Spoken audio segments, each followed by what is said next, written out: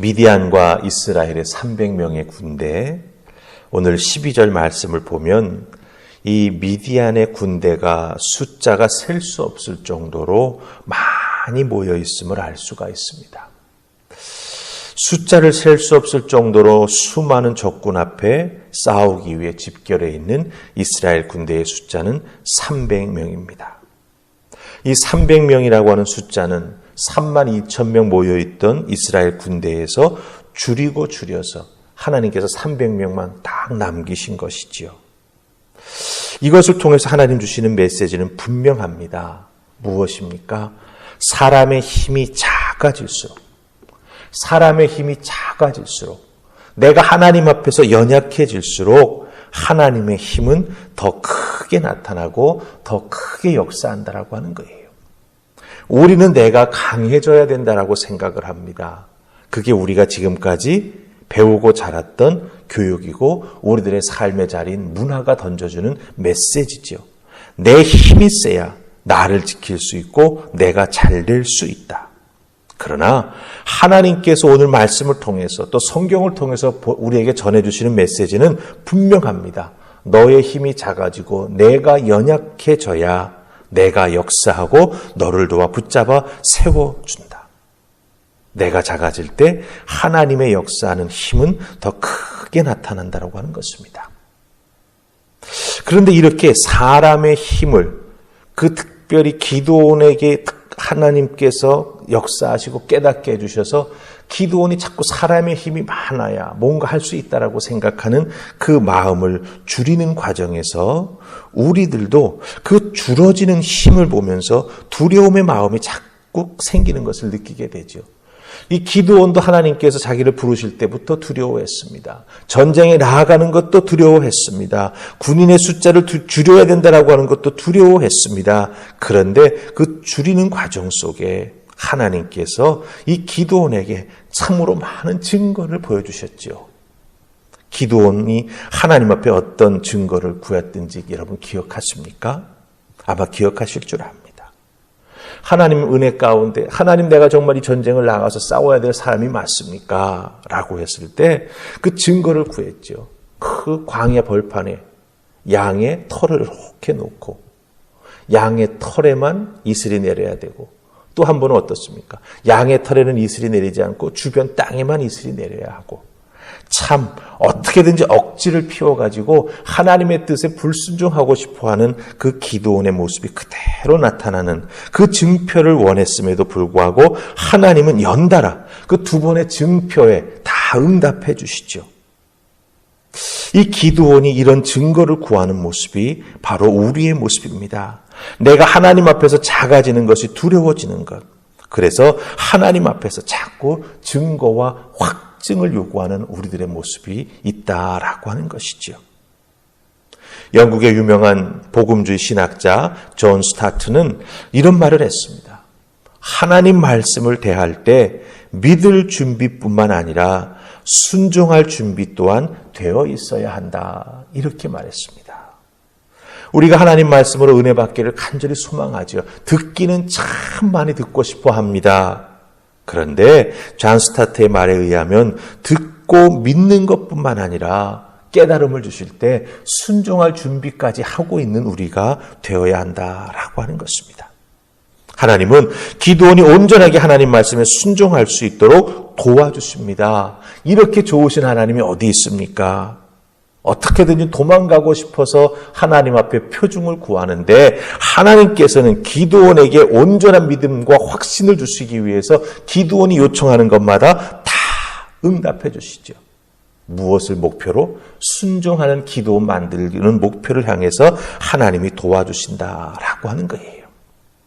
오늘 말씀 속에도 보면 전쟁을 바로 앞두고 서로 마주보는 그 전장의 현장에서 하나님께서 다시 한번 기드온에게 확증의 은혜를 허락해 주시죠. 우리 13절 말씀 보십시다. 하나님이 어떻게 도와주시는가? 자, 우리 13절 찾으셨습니까? 같이 읽으십시다. 시작. 기드온이 그곳에 이른즉 어떤 사람이 그의 친구에게 꿈을 말하여 이르기를 보라 내가 한 꿈을 꾸었는데 꿈의 보리떡 한 덩이가 미디안 진영으로 굴러 들어와 한 장막에 이르러 그것을 쳐서 무너뜨려 위쪽으로 엎으니 그 장막이 쓰러지더라. 아멘. 우리가 13절 말씀 읽었습니다. 하나님께서 기드온에게 적군의 진영으로 내려가게 하시지요. 그 적군의 진영에서 군인들이 서로 하는 말을 엿듣게 하십니다. 뭐라고 말합니까?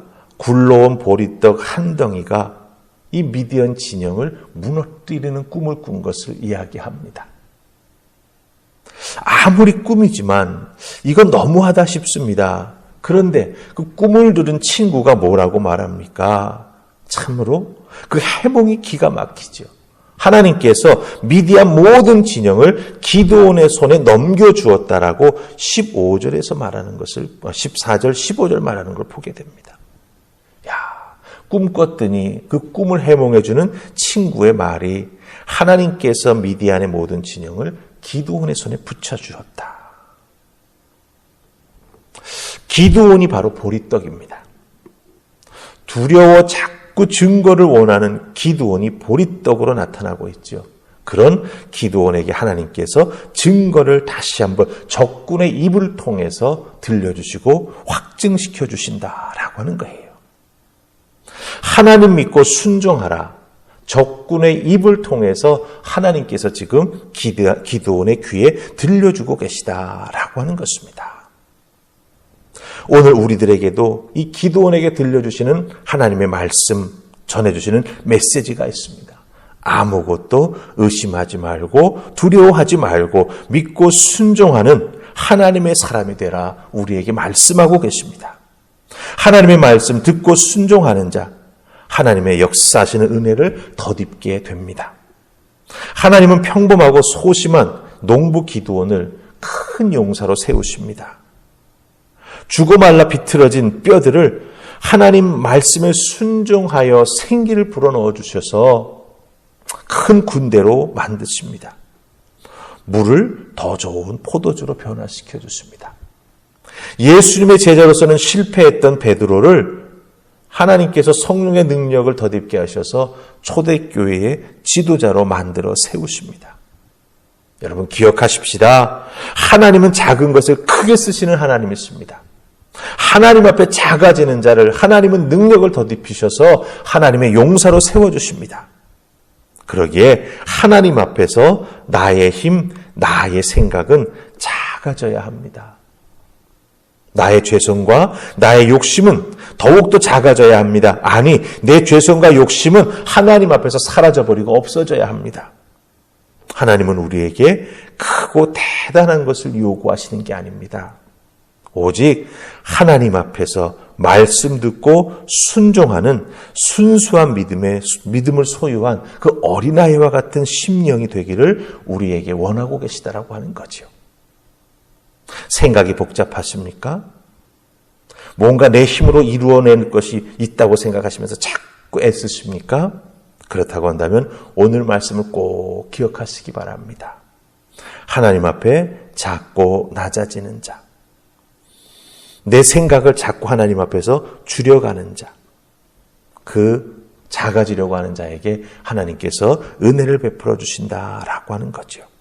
우리의 작음은 하나님의 은혜가 큰 은혜가 심겨지기에 가장 좋은 받침을 여러분 기억하시면서 오늘 이 새벽 하나님 커지려고 하는 내가 아닌 하나님의 은혜 씨앗 하나만 담기에 딱 적합한 작은 심령, 겸비한 자 될 수 있도록 은혜를 허락해 주시옵소서. 기도하면서 하나님께서 나를 붙들어 세우시고 도와주시기를 사모하는 여러분 되시기를 주님의 이름으로 축복합니다. 아멘. 우리 기도하십시다.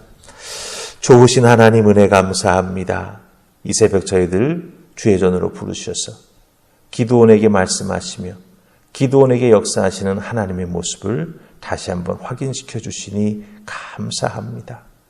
두려워하고 의심하고 될 수 있으면 회피하려고 했던 그 기드온을 하나님 붙잡아 세우시고 하나님의 용사로 만드십니다.